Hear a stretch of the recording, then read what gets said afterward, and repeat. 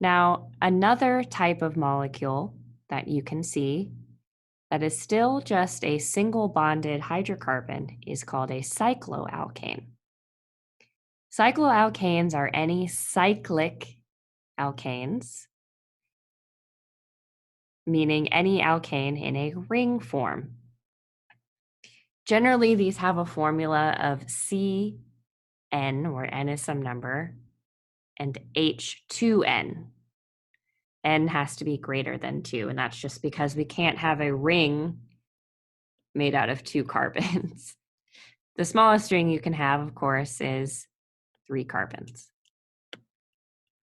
So again, any formula of a ring is going to follow this structure, CN2N.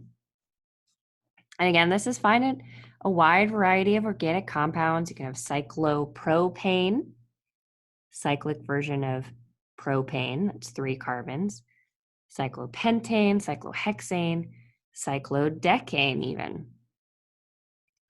Notice that the parent cycloalkane are named using this prefix cyclo. So that's how we distinguish it as a ring.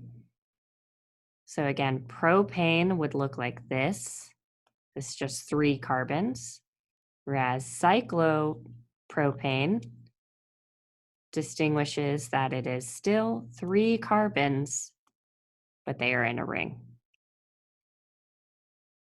And substituents, anything that is added on to a ring, are still named in the same way. We're not changing anything else about the naming situation we talked about prior. It's just that now we're adding cyclo to the beginning of the main chain name. So here's an example of adding on groups to a ring.